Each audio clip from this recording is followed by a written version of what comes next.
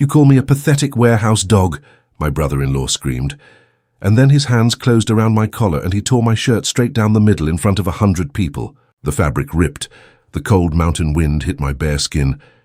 And for one terrible second, the whole tent went silent. Then a 4-star Pentagon general shot up out of his chair so fast, it crashed to the floor behind him. And he looked at my back like he had just seen a ghost rise up out of the ground. Nobody in that tent, not my mother, not my father, not my own sister, had any idea what they were actually looking at. Before I tell you what they saw, I want you to remember one thing while you listen to this. Some families do not deserve the love you keep handing them for free, and sometimes the quietest person in the room is the one you should never, ever underestimate. If a story like that means something to you, stay with me, because this one is going to take you all the way to the end. My name is Rachel Monroe, and 2 days before that shirt was torn off my back, I drove my rusted, dented pickup truck through the iron gates of a 5-star resort in the Catskill Mountains. The engine coughed and rattled the whole way up that long gravel driveway, a rough, ugly sound against a backdrop of manicured pine trees and a parking lot full of Porsches that had never once seen a pothole.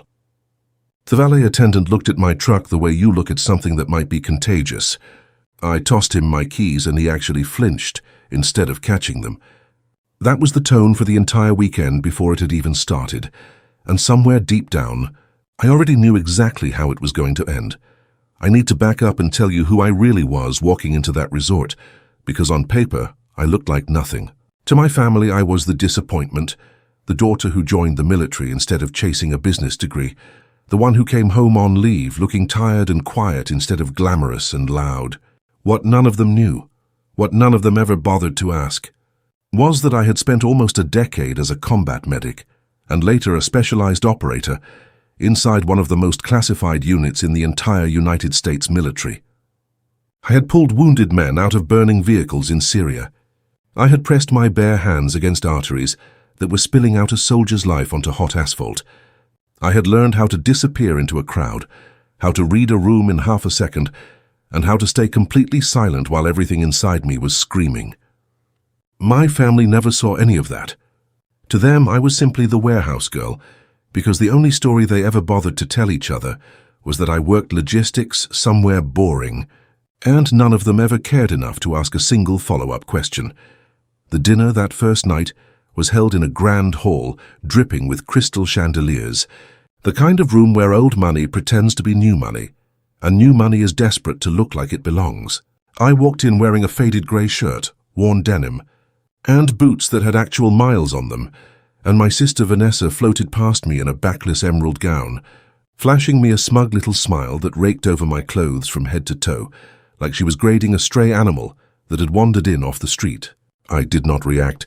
I walked over to the seating chart to find my name, and there it was, a thick red line slashed violently through it, my name crossed out like it had never existed.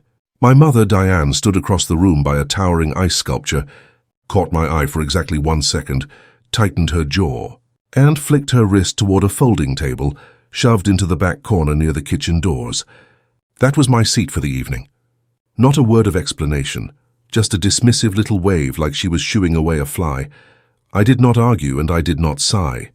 I picked up a flimsy paper plate, walked past the gleaming silverware on my own family's table, and sat down at a rickety folding table with 2 off-duty security guards and a busboy, who kept apologizing to me like it was somehow his fault. Old habits from years of deployments made me scan the room automatically, marking the exits, noting the blind spots behind the heavy curtains, calculating distance and cover without even meaning to. My silence always drove my family crazy because they fed off drama. They wanted tears, they wanted a scene, they wanted something they could point at and call unstable. When I refused to give it to them, someone always decided to force the issue, and that night, the man who stepped up to do it was a slick-haired business partner named Brad Kessler, the kind of guy who wore full tactical gear to a golf outing and probably could not change his own tire if his life depended on it. Brad walked over holding a full glass of dark red wine, and he did not even try to make it look like an accident. He tipped his wrist and poured the entire glass straight down my chest. The cold liquid soaked through my shirt in an instant, the sharp smell of fermented grapes hitting the back of my throat, and he laughed, calling me lost girl, telling me this was not a soup kitchen, and I should really watch where I sit.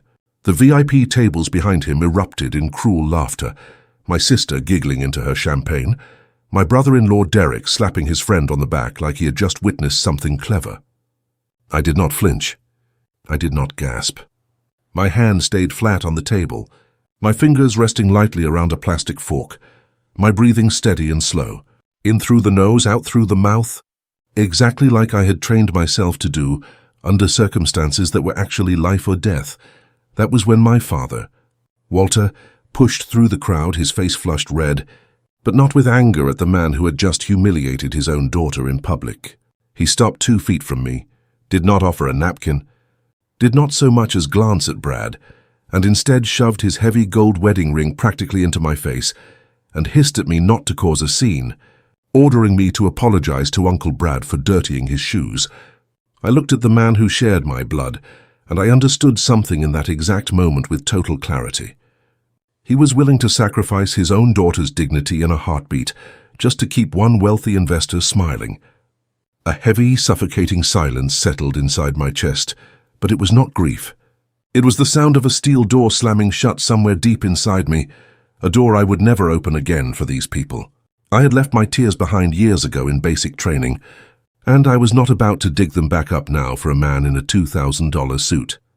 I set the plastic fork down slowly, and my hand did not shake, because these same hands had once packed combat gauze into blown open wounds in the middle of a firefight, had held the weight of men slipping away in the dirt, while I begged them to stay conscious.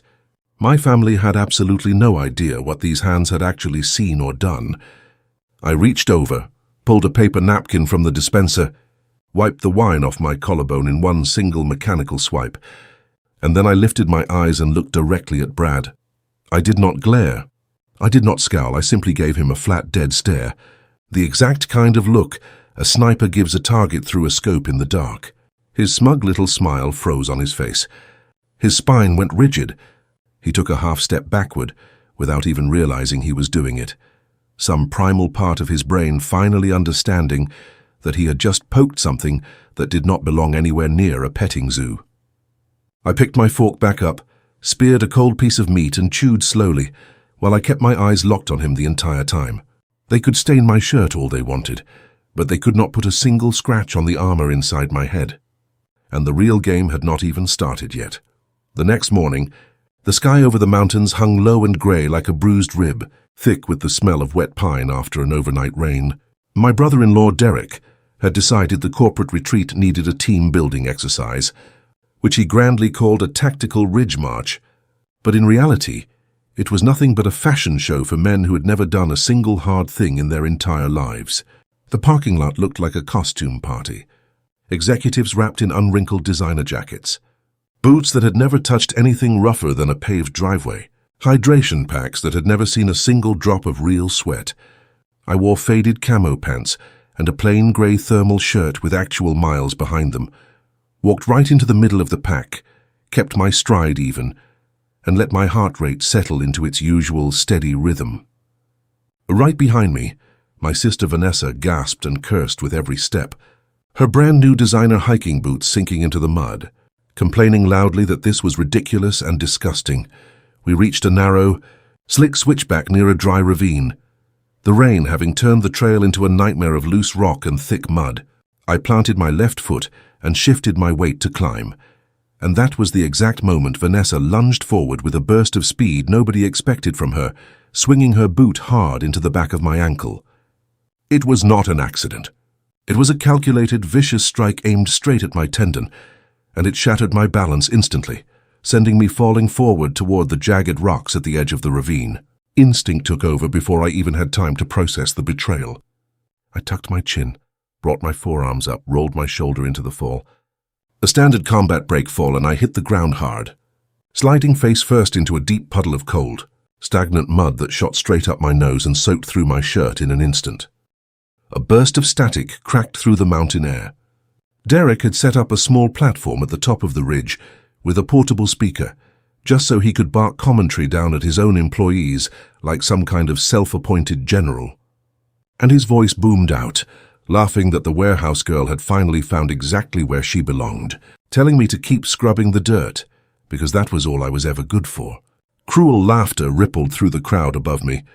I turned my head, the mud sucking loudly against my cheek, and off to the side, parked comfortably under a canvas canopy in a heated jeep, sat my own parents. My mother held a coffee mug in one hand and covered her mouth with the other, smirking down at me with an expression she usually reserved for a stray animal digging through her trash cans. My father did not even flinch. He just shook his head in disappointment and took a slow sip of his coffee, while his own daughter bled into the mud in front of him. My knee throbbed with a sickening rhythm, where a buried rock had sliced straight through the old scar tissue on my kneecap, a scar I earned years earlier, dragging a wounded gunner across a street in a war zone, while bullets tore up the pavement around us. I had bled for my country once. Now I was bleeding because my spoiled sister had thrown a childish tantrum with her foot. I clamped my jaw shut, shoved the pain into a dark corner of my mind, pressed both palms flat into the freezing mud, and pushed myself up without a single grunt or groan. Vanessa stood 3 feet away with her arms crossed, waiting for me to break down crying, so she could play the innocent victim in front of everyone watching. I refused to give her that satisfaction. I raised my hand, dragged 2 fingers through the mud on my own cheek, and pulled a single deliberate stripe across my forehead like a war-painted stripe, a quiet declaration that the war had officially begun. I locked eyes with her, said absolutely nothing, and let the weight of that silent stare hit her chest until her smug little smile melted right off her face, and she actually stumbled backward in the dirt. That afternoon, the outdoor shooting range baked under a hard sun, thick with the smell of burnt gunpowder and gun oil, and Derek stood behind a steel table, putting on a show for the weekend's most important guest, a decorated 4-star Pentagon commander named General Frank Callahan. Derek attempted a timed field strip of an assault rifle, and it was honestly painful to watch, his thick fingers fumbling with the pins, grabbing a stray bullet just to knock one loose, cursing under his breath as he finally yanked the parts free and slammed them back together, catching his glove in the mechanism. His time landed at just under 2 minutes, and the investors around him clapped politely, as if they had just witnessed something impressive. Derek soaked up the praise, wiped the sweat from his forehead, and then his eyes landed on me, standing quietly near a wooden post at the back of the crowd, and a nasty grin spread across his face as he called out for the warehouse girl to come show them how she polishes inventory for the real operators. Before I could even take a second step, my father's hand clamped down hard on my arm, his fingers digging bruises into my skin as he leaned in close and hissed at me, not to embarrass my brother-in-law in front of the general, ordering me to fumble it and stay out of the way so I would not make a scene. I stared straight ahead at his throat, understanding in that moment exactly what he was, a man ordering his own child to humiliate herself just to protect a rich stranger's fragile ego. I twisted my shoulder, broke his grip with a sharp jerk, and walked past him toward the steel table without looking at Derek or the general, my eyes locked only on the rifle waiting there in pieces. Something inside me flipped a switch, and years of muscle memory took over completely. My hands moved in a blur, pins sliding, parts dropping into my palm, everything laid out on the table in a perfect square with not a fraction of an inch out of place. Then in reverse, piece after piece snapping back together with a precision that had nothing to do with luck, and everything to do with thousands of hours spent training in conditions these men could never imagine. I laid the finished rifle down and stepped back as the digital clock flashed 52 seconds. Dead silence swallowed the entire range. Derek's head trainer, a former Marine named Craig Bennett, stood there with his mouth hanging open, staring at the timer and then at the flawless rifle, and then back at the timer again, finally stammering out a question about where on earth I had learned to do that. I wiped a smear of gun oil onto my thigh and answered flatly that I practiced in the warehouse. Derek's mocking grin evaporated completely, replaced by a deep, blotchy red creeping up his neck, and none of his investors were clapping for him anymore. But at the far end of the table, General Callahan did not look at the timer or the rifle at all. He leaned forward, staring intently at my hands, completely relaxed and steady at my sides without a single tremor, and he muttered almost to himself that this was Tier 1 steadiness. that he could smell something in the air that the rest of the crowd could not. Derek's fake little empire had just taken its very first real crack, and I already knew exactly how a weak, insecure man responds when his pride gets publicly shattered in front of people he is trying to impress. He does not get better. He goes straight for the blind spot. The very next morning, the tax came due for what happened at the range. Derek organized a brutal high-altitude survival hike, specifically designed to physically break me, while the rest of the crowd enjoyed a lazy breakfast in the resort dining hall. When I picked up my assigned rucksack from the dirt, my shoulders locked instantly because the weight was completely wrong, nearly triple what a normal day pack should ever weigh. Someone had slipped the resort staff cash to shove 2 heavy landscaping rocks into the bottom of my bag. A cheap, cowardly trick, and I knew it the second I lifted it.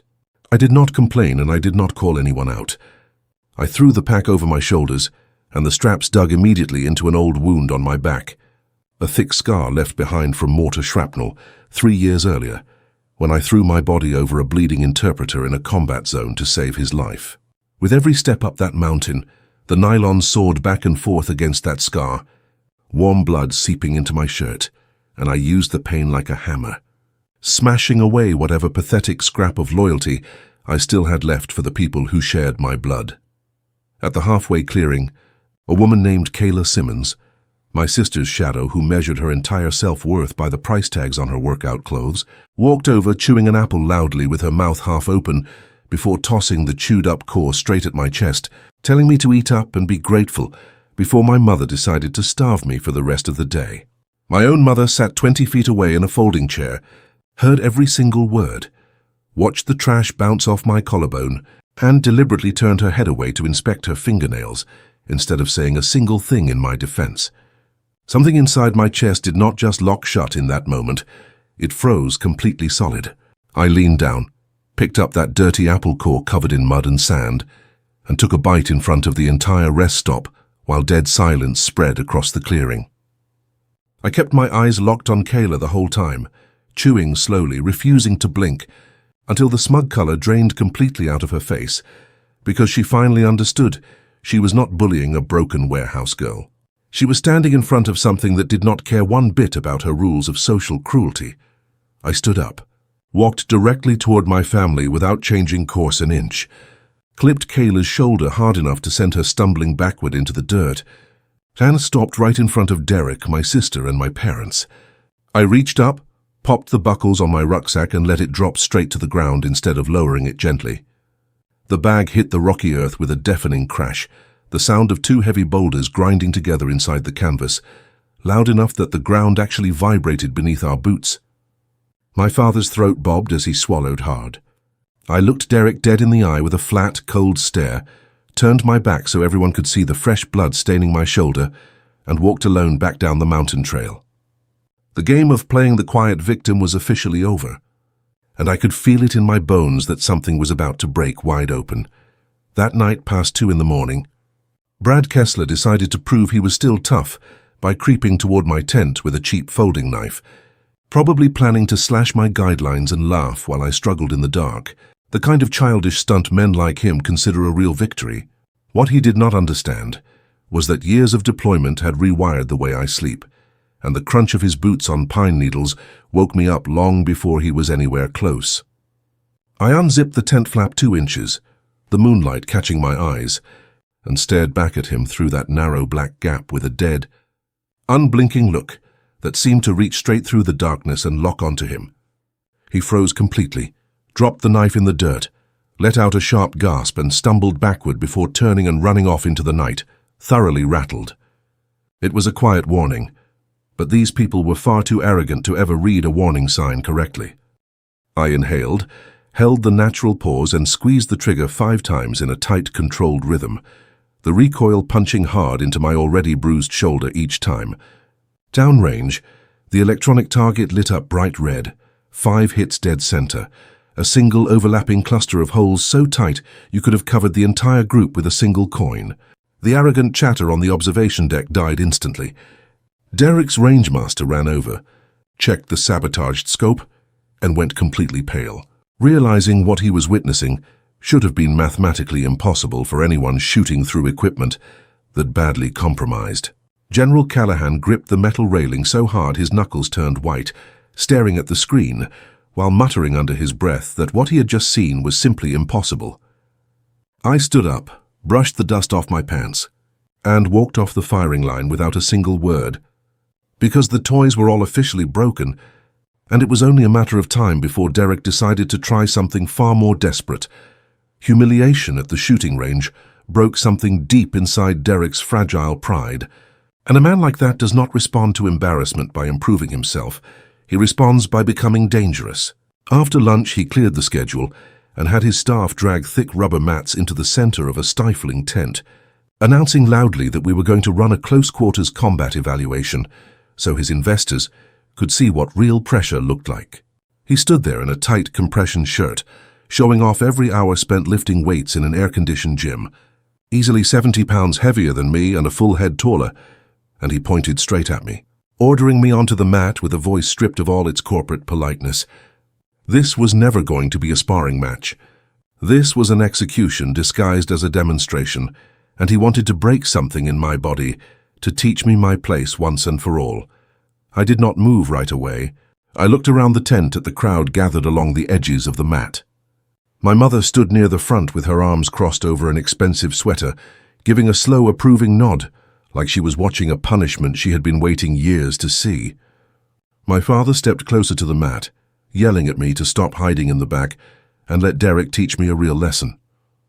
My sister stood off to the side, holding her phone sideways, already recording. A bright, gleeful smile stretched across her face because she wanted to capture the exact moment her husband crushed her embarrassing sister into the rubber floor so she could watch it again later. They wanted to see me bleed, because in their twisted little world, that would finally prove they had been right about me all along. I unlaced my boots, kicked them aside, and stepped onto the mat barefoot, stopping 4 feet away from Derek with my arms hanging completely loose at my sides, giving him absolutely nothing to read. That total lack of fear infuriated him instantly, his face flushing a deep shade of purple, the veins on his neck pulsing with rage. I stopped seeing him as a person in that moment and started seeing him purely as a problem to be solved. A heavy target with poor balance, shallow breathing, and a wide, planted stance that made quick movement almost impossible for him. The rangemaster raised a whistle to his lips with a shaking hand, called out a clean engagement, and the entire tent seemed to hold its breath at once. The whistle cracked through the air and Derek let out a raw, guttural roar as he launched all of his weight forward, reaching with both hands for my collar, wanting to grab me, lift me off my feet, and slam me down onto the mat in front of everyone who had gathered to watch. I did not step back. I let him close the distance completely, because I already knew exactly what I was going to do the moment his hands touched me. His fingers closed around my collar, and he yanked backward with everything he had, and the fabric of my shirt tore straight down the middle, with a sound that seemed to rip through the entire tent.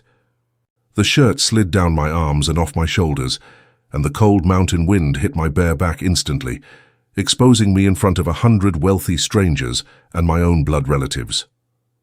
My mother actually laughed out loud, covering her mouth with a hand while her eyes gleamed with something close to satisfaction. My father looked away in disgust, like I had somehow brought this on myself. My sister kept the phone rock steady, capturing every single frame of what she believed was my final humiliation. I did not flinch. I did not cover myself, and I did not shed a single tear. I simply stood there and let the cold wind blow across the massive black ink that had just been revealed on my skin for the very first time in front of this entire crowd.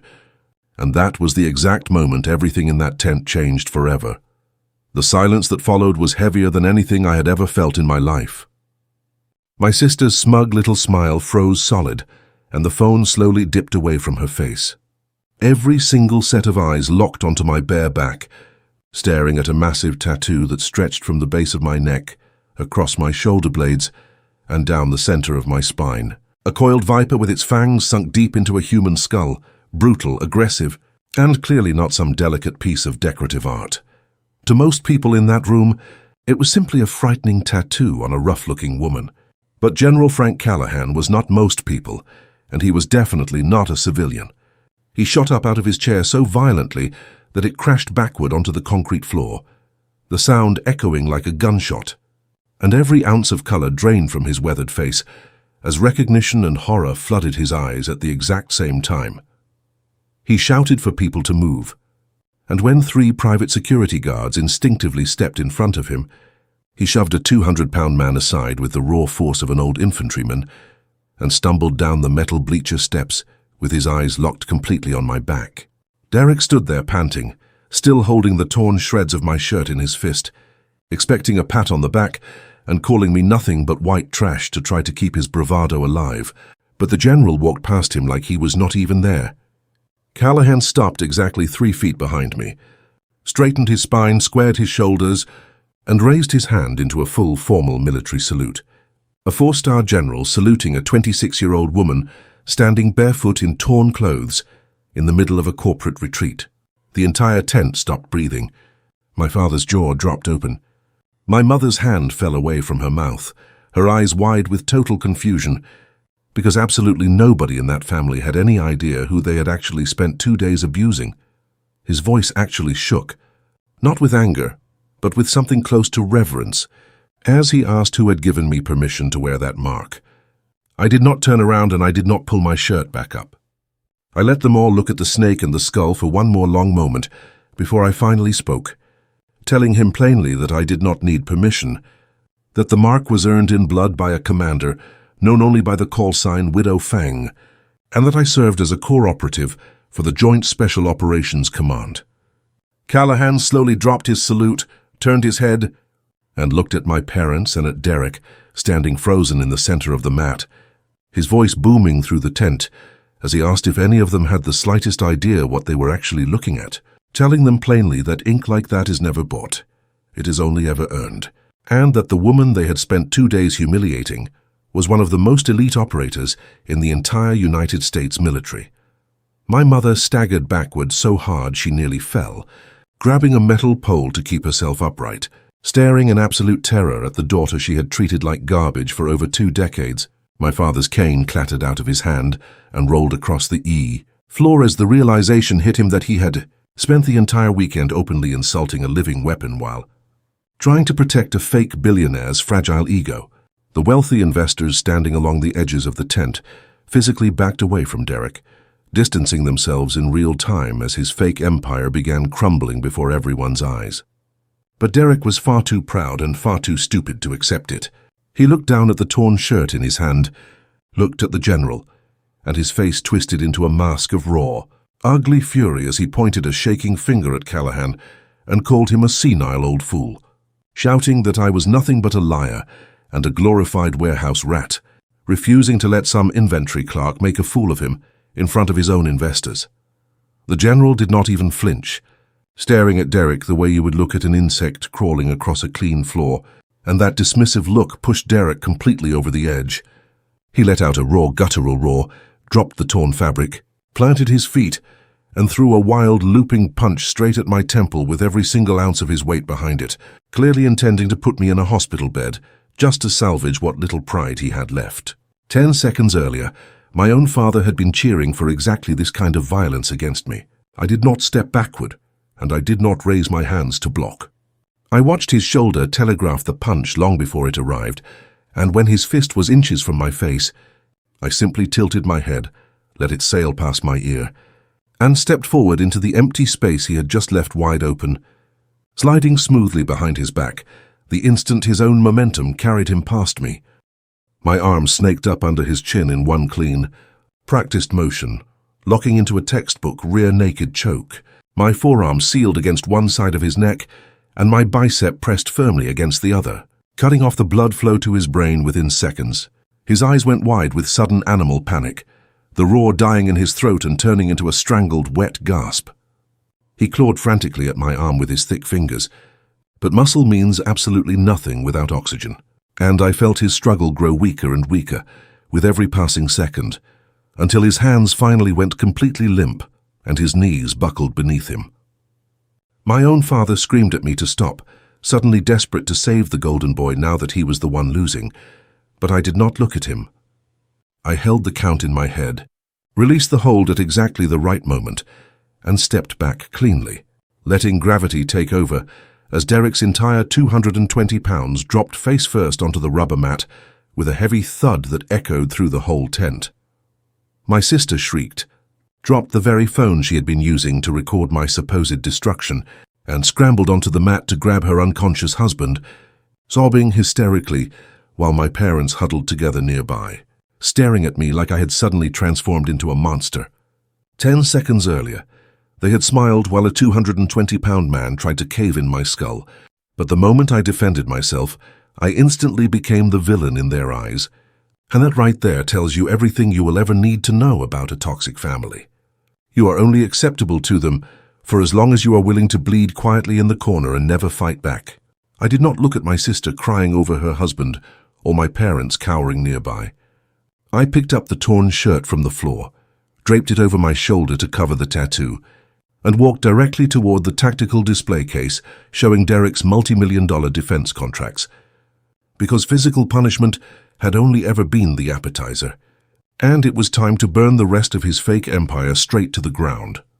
I picked up a thick red marker from the metal tray beside the display, uncapped it, and dragged heavy lines straight through Derek's entire defensive layout in front of every investor still standing in that tent, explaining out loud that his left flank was completely blind, that his sensor grid created a massive dead zone that any competent enemy could exploit within minutes, and that the entire system he had been selling as cutting-edge technology was nothing more than an expensive death trap dressed up in flashy marketing.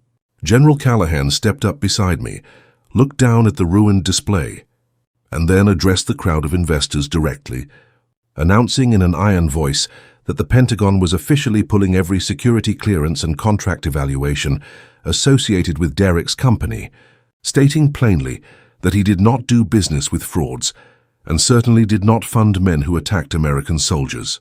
You could practically hear Derek's entire empire evaporating in real time as the investors began backing toward the exits, already pulling out their phones to dump their shares before the sun even went down. My father collapsed onto a folding chair, burying his face in his hands, not because his own daughter had been attacked, but because his precious access to the wealthy country club lifestyle had just been permanently revoked, in front of everyone he wanted to impress.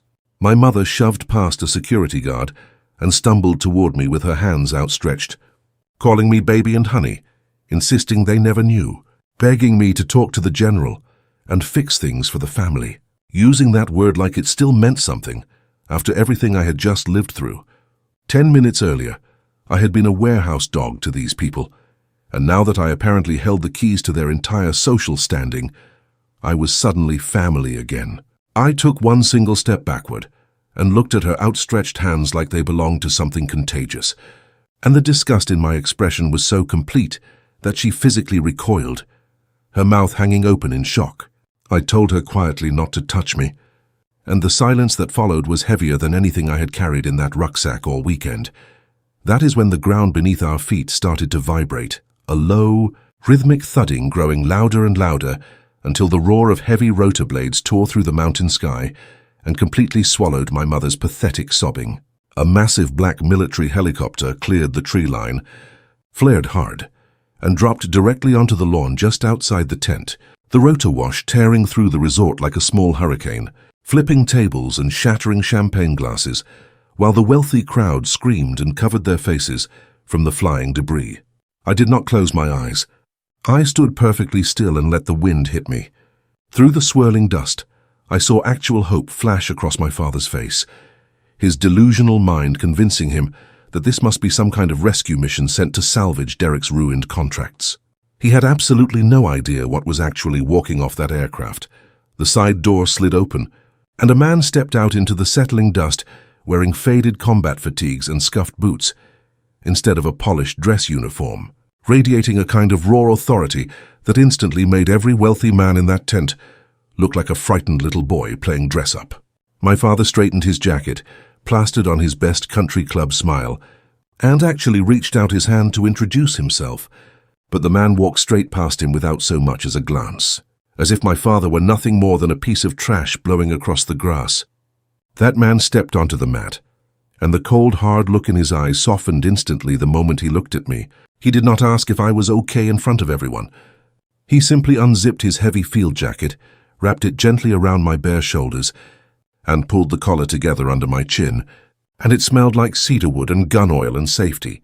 And for the first time in 26 years, I actually felt protected while standing in front of my own family. He leaned down close and told me quietly that the mission was over, that it was time to go home, and then he called me his wife. The single word landed in that tent like an actual bomb going off, and the silence that followed was absolute. My mother choked on her own breath. My father's knees buckled all over again. My sister stared at me with a sickening realization spreading across her face, because they had not just abused a decorated military operator over the last 2 days. They had treated the wife of one of the highest-ranking special operations commanders in the entire country like a stray animal. And they had just handed him every single reason he would ever need to make sure their names were finished in every circle that mattered. Panic finally set in as they understood exactly what they had thrown away, all because they could not resist the urge to tear down the one person in the family who had always refused to fight back. My father screamed my name over the roar of the engine, begging me to wait, insisting we were family and that we could fix everything if I would just give them a chance. My mother pushed past him with tears streaming down her face, reaching for me and insisting she loved me, that I was still her daughter, using words that should have meant something years earlier, when I actually needed to hear them. I stopped walking and turned around one final time to look at the people who shared my blood. The mother who had smiled while my clothes were torn off my body. The father who had ordered me to humiliate myself just to protect a stranger's fragile ego. And in that moment I felt absolutely nothing at all. The anger was gone. The hurt was gone. Whatever had been locked inside that vault in my chest for 26 years was simply empty now. And I told them quietly that forgiving them did not mean I would ever let them back into my life, that they were done. And I meant every single word of it. I turned my head one last time and found my young cousin Sophie Lane standing near the catering truck, shivering in the cold. The only person in that entire toxic bloodline who had ever quietly handed me a bottle of water when they forced me to sit alone in the corner. I gave her one respectful nod, and she gave me a small, sad smile in return, before I turned my back on that family for the very last time. I took my husband's hand, felt the familiar calluses against my palm, and climbed up into the back of that helicopter as the crew chief slammed the heavy metal door shut behind us, sealing out the screaming, the begging, and every single fake apology that came pouring out of that family after 2 decades of silence. The aircraft banked hard and lifted straight up into the grey Catskill sky, and I looked out the window one last time and watched the tiny figures of my family shrinking away in the dirt until they disappeared completely into dust. Family was never supposed to be defined by blood alone. It is defined by respect, by the people who show up for you when you have nothing to offer them in return. And you never owe your peace of mind to people who only claim to love you the moment you are bleeding quietly in a corner, where nobody has to look at you.